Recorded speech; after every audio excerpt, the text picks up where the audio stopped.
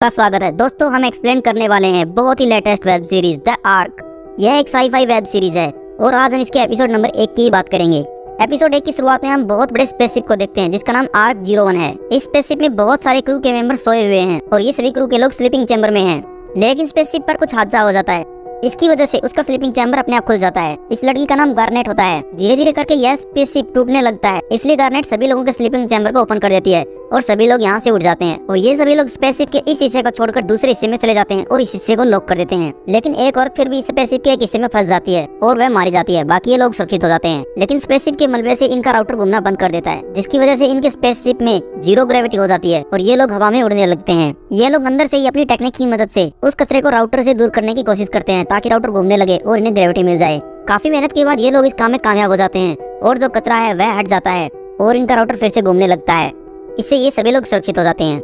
लेकिन इनमें से किसी को भी यह नहीं पता कि इनके साथ यह हादसा क्यों हुआ है। थोड़ी सी देर बाद गार्नेट को यह पता चल जाता है कि जो इस शिप को संभालने वाले लोग थे वो सभी लोग इस हादसे में मारे गए हैं। यहाँ पर संजीवनी नाम की एक डॉक्टर भी है जो इन सभी के ब्लड प्रेशर को चेक कर रही है। यहीं पर सुसैन नाम की एक लड़की भी है जो सारे हेलमेट में ऑक्सीजन भरने का काम कर रही है। सुसैन के पास एक लड़का आता है, यह उसका बॉयफ्रेंड है। सुसैन बताती है कि तुम्हें यहाँ नहीं होना चाहिए था। अगर कोई भी हम दोनों को एक साथ देख लेगा तो सबको यही लगेगा कि मैंने तुम्हें अपने फायदे के लिए अपनी टीम में शामिल किया है। लेकिन तब तक सभी लोगों को एक जगह इकट्ठा होने के लिए बोला जाता है। हॉल में एंगुस नाम का लड़का है जो खेती करना जानता है। वह किसी भी सिचुएशन में खेती कर सकता है और वह एलिसिया नाम की एक लड़की से बात कर रहा है। एलिसिया को कंप्यूटर्स की बहुत ज्यादा नॉलेज होती है। यहाँ पर जितने भी लोग होते हैं वो सभी अपने अपनी फील्ड में माहिर होते हैं ताकि जब भी ये दूसरे ग्रह पर जाएं वहाँ अपने टैलेंट की मदद से एक दुनिया बसा सकें। लेकिन तभी यहीं पर गार्नेट आती है और सभी लोगों को बता देती है कि हमारे शिप के साथ क्या हुआ है हमें भी नहीं पता और इस शिप को संभालने वाले जितने भी लोग थे वो सारे मारे जा चुके हैं। लेकिन इस हादसे में हमारे नेविगेशन सिस्टम अभी भी सुरक्षित हैं। लेकिन वाटर को रिसाइकिल करने वाले इक्विपमेंट खराब हो चुके हैं, इसीलिए हमें अगले कुछ दिनों तक बिना नहाए ही रहना पड़ेगा। यहाँ क्रू के लोगों में से एक लड़की खड़ी होकर पूछती है।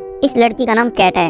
वह पूछती है कि पानी का तो ठीक है, हमारे पास खाना कितना है। गार्नेट बताती है कि हमारे पास खाना 4 हफ्तों का है। और गार्नेट यहाँ पर सभी लोगों को घोषणा करती है कि इस स्पेसशिप के जितने बड़े आदमी थे वो सब मारे जा चुके हैं, इसलिए अब यहाँ की इंचार्ज मैं हूँ क्योंकि मुझे आप सबसे बहुत ज्यादा एक्सपीरियंस है और सबसे पहले शिप पर मैं ही आई थी। यहीं पर एक पादरी भी है जो मरे हुए लोगों को श्रद्धांजलि दिलवाता है। बाद में अंगुस नाम का लड़का गार्नेट से मिलता है और बताता है कि मैं आपको कुछ दिखाना चाहता हूँ और वह अंगुस को दिखाता है कि हमारे पास बहुत ज्यादा मिट्टी है। अब क्रू के लोगों को भी बहुत थोड़ा सा खाना दिया जाता है जहाँ उन्हें केवल 500 कैलोरीज दी जाती हैं। लेकिन यहीं पर एलिसिया है, उसे भी लगता है कि हमें और ज्यादा कैलोरीज मिलनी चाहिए। तब डॉक्टर संजीवनी अपनी कैलोरीज उसे दे देती है और बोलती है कि मुझे भूख नहीं है। एंगुस भी गार्नेट को बता रहा है कि हमारे पास कुछ ही महीनों का राशन बचा है, जब राशन खत्म हो जाएगा तब हम क्या करेंगे। इसलिए मेरे पास एक उपाय है, हम यहाँ पर खेती कर सकते हैं शिप के अंदर ही, क्योंकि मुझे खेती करने का बहुत ज्यादा एक्सपीरियंस है और मैं किसी भी माहौल में किसी भी जगह पर खेती कर सकता हूँ। वहीं कैट भी नहाने के लिए बाथरूम में जाती है, लेकिन वहाँ पर सिक्योरिटी गार्ड होता है। कैट अपने सारे कपड़े निकालकर उसे रिझाने की कोशिश करती है, लेकिन वह सिक्योरिटी गार्ड नहीं मानता और बोलता है कि हम पानी की एक बूंद भी बर्बाद नहीं कर सकते।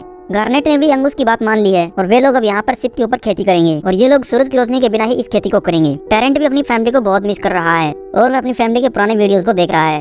तभी जहाज की सारी लाइटों को बंद कर दिया जाता है क्योंकि यह सारी लाइट वहाँ पर यूज होने वाली थी जहाँ पर अंगुस अपनी खेती करने वाला था। लेकिन यहीं पर लेन नाम का एक और क्रू का मेंबर आ जाता है और वह गार्नेट को यह सब बंद करने के लिए बोलता है क्योंकि उन्हें पानी बचाना है और जो ये लोग खेती करने वाले थे उसमें पानी की बहुत ज्यादा जरूरत पड़ेगी। और दूसरा, इस बात की भी कोई गारंटी नहीं है कि यहाँ पर खेती होगी या नहीं होगी, इसलिए वह गार्नेट से बहुत ज्यादा गुस्से में है। इसलिए गार्नेट लेन से माफी मांगती है और इन लाइटों को बंद करवा देती है। इसलिए कुछ बड़े लोगों की मीटिंग होती है जिसमें ये लोग फैसला लेना चाहते हैं कि वहाँ पर खेती की जाए या नहीं की जाए। लेकिन मीटिंग में सारे लोग एक ही बात बोलते हैं कि हमारे पास खाने की कमी है और हम जो पानी बचा रहे हैं हम उसी पानी का यूज खेती करने के लिए करेंगे। इसलिए गार्नेट फिर से अंगुस को बोल देती है कि हम यहाँ पर खेती करेंगे और अंगुस इस बात से बहुत खुश होता है। लेकिन तब तक कुछ लोग वाटर को रिसाइकिल बनाने के डिवाइस बना रहे हैं ताकि वाटर को रिसाइकिल किया जा सके। लेकिन तभी इनके स्पेसशिप का ऑक्सीजन लेवल गिर जाता है और ये जल्दी से भागकर हेलमेट लेने की कोशिश करते हैं ताकि उन्हें ऑक्सीजन मिल जाए। लेकिन यह पूरा स्पेसशिप ऑटोमेटिक होता है, इसलिए जो जहाँ पर होता है वहीं पर रुक जाता है क्योंकि यहाँ के सारे दरवाजे ऑटोमेटिक बंद हो जाते हैं। टेरेंट नाम का लड़का भी एक जगह फंस जाता है, उसके पास कोई हेलमेट नहीं है। गार्नेट को यह नहीं पता कि यह सिचुएशन कैसे आई है क्योंकि उनके पास तो ऑक्सीजन अभी भी फुल थी और अचानक से ऑक्सीजन लेवल का गिरना उनके लिए बहुत हैरानी वाली बात है। इसलिए गार्नेट इन सब चीजों को ठीक करने के लिए एक मैकेनिक को बुलाती है जिसका नाम जेस्पर है और बोलती है कि जेस्पर, जहाँ भी तुम मेरी आवाज सुन रहे हो तुम जल्दी से कंट्रोल रूम में आओ, हमें यहाँ तुम्हारी जरूरत है। रेंट भी अभी एक जगह फंसा हुआ है, लेकिन वहाँ पर उसे कुछ ऑक्सीजन सिलेंडर मिल जाते हैं जिसकी मदद से उन्हें थोड़ी बहुत राहत की सांस मिलती है। लेकिन वह एक मैकेनिक है, इसलिए वह कुछ टूल्स का इस्तेमाल करके अपने लॉक को तोड़ देता है और इस दरवाजे को खोल देता है। सुसैन का बॉयफ्रेंड हारिस भी एक जगह फंसा हुआ है और हारिस के साथ और भी लोग होते हैं। तब तक टेरेंट भी अपने आप को वहाँ से निकाल लेता है और अपने साथ 2-3 सिलेंडरों को ले जाकर एक जगह छुपा देता है और टेरेंट यहाँ पर आकर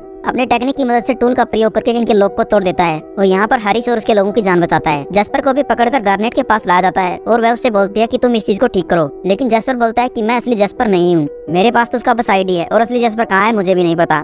इसलिए गार्नेट जैस्पर को एक जगह बंद करवा देती है और गार्नेट अनाउंस करती है कि आप में से किसी को भी कंप्यूटर्स के बारे में या टेक्निक के बारे में जानकारी हो तो जल्दी से कंट्रोल रूम में आओ।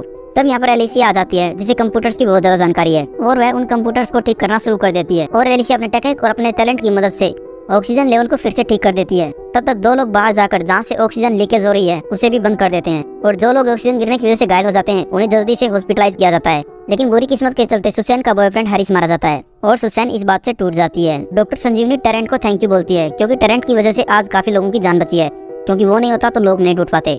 एलिसिया के इस काम की वजह से गार्नेट उसका प्रमोशन कर देती है और बोलती है कि आज से तुम्हें यहीं पर काम करना होगा। इससे एलिसिया बहुत खुश होती है। गार्नेट भी जैस्पर के पास जाती है क्योंकि उसने एक जगह उसे बांध कर रखा हुआ था, लेकिन जब वह उसे देखती है तब वह मरा हुआ पाता है। अब गार्नेट सोचने लग जाती है कि इसने अपने आप को मारा है या इसे कोई मार कर गया है। और इसी के साथ यह एपिसोड यहीं पर पूरा हो जाता है। हम आपसे मुलाकात करेंगे इस सीरीज के एपिसोड 2 के साथ। तब तक मुस्कुराते रहिए और चैनल को सब्सक्राइब कीजिए। Thank you for watching.